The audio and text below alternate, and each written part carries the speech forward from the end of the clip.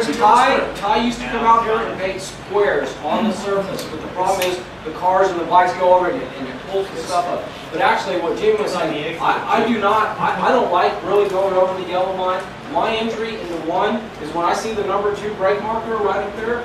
You know where your brake markers are? You see 3, 2, 1. At number 2 is where I start dropping in. And what I do is I aim for that blend line right there. And as long as there's no traffic, I like to be on the inside of that blend line when I come off. And the reason is because the transition actually smooths out right there. So as you're dropping down to number 2 and you're aiming for that blend line, it's a real smooth transition.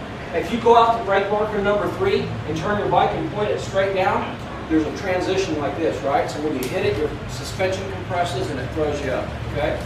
So next time you go out, look at your brake marker number 2 and try turning in at number 2 and seeing if you can find that nice smooth spot as you're coming in into 1.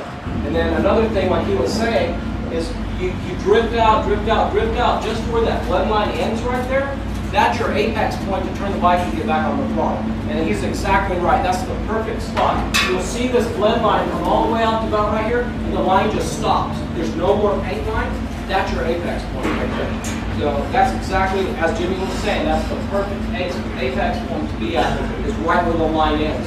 So as long as there's no traffic, I like to come on the inside. I let my bike drift just out to the apex, and then I crank it over and get on the throttle right there. So exactly what Jimmy was saying. I don't really like to go to the outside of this line, because like I said earlier, there's a bunch of debris and stuff out here, and it's just not very safe.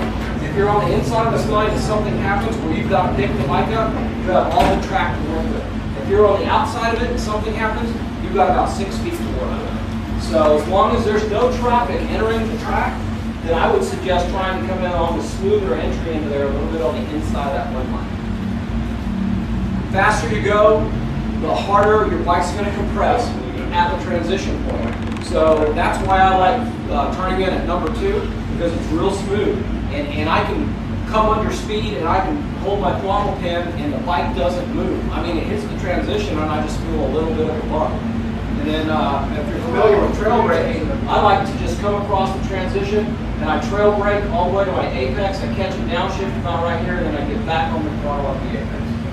So really, you don't have to slow down very much on that one. That's the 1-2 combination is a high speed. It's very high speed.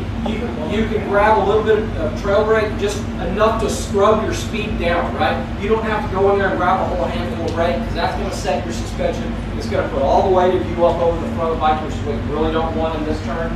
But you can just barely start pulling your brake in to slow you down, slow you down, slow you down, slow you down, slow you down, get your downshift to get back on the throttle. So the braking technique in here is yeah, as soon as you hit the transition, you do want to brake, but it's more of a gradual pull on the brake lever. It's not grab a whole bunch of brake and settle the bike. It's slowly, slowly, slowly trail brake all the way into the turn. Right? And then start slowly out, right? Slowly out. Slowly, slowly, slowly. Everything is slow and slow and slow. Yeah, correct. It's called a bell curve. So as you're releasing the brake, the throttle should be going, as the brake is releasing, the throttle should be coming on. And it's a hard concept to learn. It takes, believe me, it took me year and a half to get really proficient with it. Didn't we talk about this? No, somebody else was talking about flipping throttle and doing that combination. Personally, I like to hold my throttle with these 2 fingers, and I like to hold my brake with these 2 fingers.